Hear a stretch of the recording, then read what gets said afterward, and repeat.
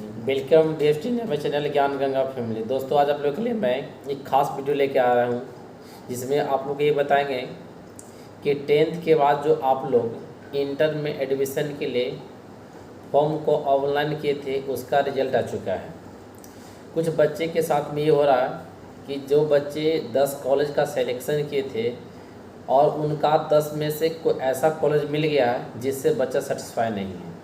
अब वो परेशान हो के बार बार हमें कॉल कर रहे हैं कि सर हमें क्या करना, हम उस कॉलेज सेटिस्फाई नहीं है। तो आप लोग को मैं ये बता दूं कि अगर आप जिस कॉलेज से सेटिस्फाई नहीं हैं तो उसके लिए हमारा बिहार बोर्ड एक ऐसा माध्यम निकाला है जिसे हम लोग कहते हैं स्लाइड अप। क्या बोलते हैं? Slide up.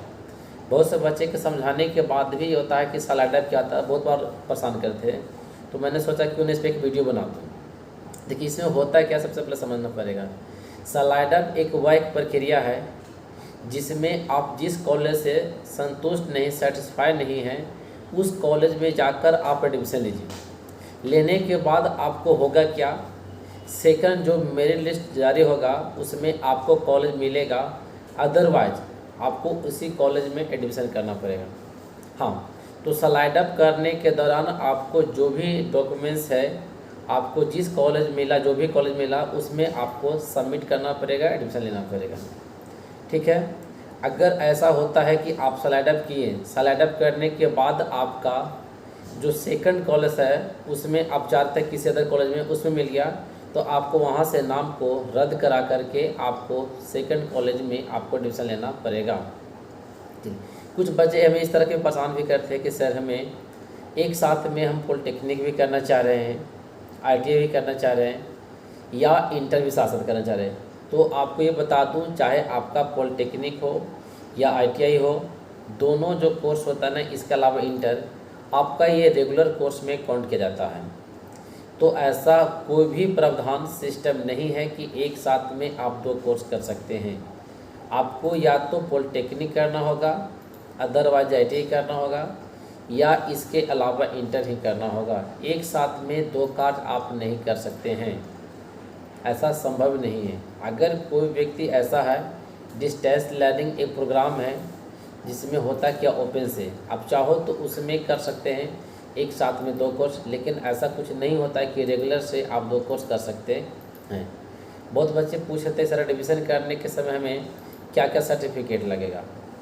तो इसमें कुछ विशेष जानकारी ये है कि देखिए, अगर आप 10th बिहार बोर्ड से किए हैं और आपका डिवीज़न भी OFSS के माध्यम से हो रहा, तो उस कंडीशन में आपको माइग्रेशन नहीं लगेगा।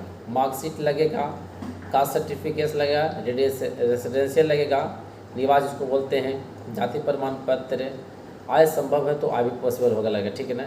इसके अलावा ऐसा कुछ विशेष नहीं है कि आपको लगेगा। हाँ, अगर आप बिहार बोर्ड के अलावा किसी अदर बोर्ड से हैं, जैसे CBSE बोर्ड हो गया, ठीक है ना, ICSE बोर्ड हो गया, NOC बोर्ड हो गया, अगर इससे है तो आपको माइग्रेशन भी सबमिट करना पड़ेगा। हाँ, ये भी होता है कि देखिए, ये इतना सबमिट करने के बाद आपका एडमिशन कंफर्म हो जाएगा। ठीक है।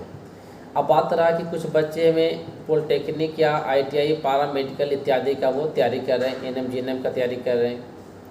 तो अगर आप अभी एडमिशन ले लेते हैं किसी संस्थान में, किसी भी विद्यालय में, तो आपका होगा क्या, आपका जो भी डॉक्यूमेंट्स था, अभी आपको बताया कि सेम बोर्ड से हैं तो माइग्रेशन आपको नहीं लगेगा। अगर आप सेम बोर्ड से नहीं है तो आपको माइग्रेशन लगेगा। ठीक है। इसके बाद अगर अब एडमिशन आपका हो जाता है, लेकिन इंटर में एडमिशन होने के बाद आपका किसी अदर टेक्निकल या एंट्रेंस एग्ज़ाम के माध्यम से, चाहे वो आपका ITI हो, पॉलिटेक्निक हो, पैरामेडिकल हो, नर्सिंग हो, NM GNM हो, अगर उसमें एडमिशन लेना है तो आपको जो कॉलेज में जमा किया गया था मार्कशीट, माइग्रेशन, हाँ, CLC एंड अदर सर्टिफिकेट्स, वो आपको होगा क्या, CLC जो स्कूल लिविंग सर्टिफिकेट होता है तो आपको वापस नहीं मिलेगा। हाँ, ये ज़रूर होगा कि वो कॉलेज आपको ये एक हमारा ट्रांसफ़र सर्टिफिकेट प्रोवाइड कराते हैं, क्योंकि किसी भी कॉलेज के लिए बच्चा के एडमिशन लेने के दौरान उनका मूल संपत्ति जो होता है माना जाता है, CLC माइग्रेशन वगैरह कोई माना जाता है। ठीक है ना।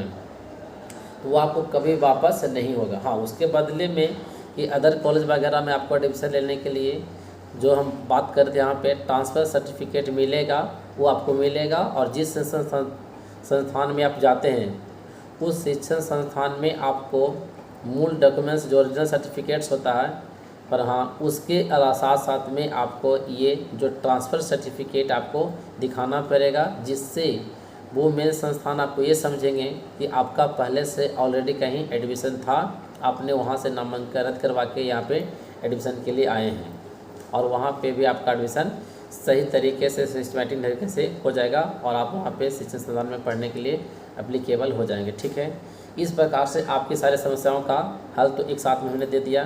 फिर भी अगर आपको किसी प्रकार का कोई परेशानी है, समस्या है, या कोई भी आपको और डाउट है तो आप हमें कॉल कर सकते हैं या हमें कमेंट कर सकते हैं। ठीक है, thank you for watching my video.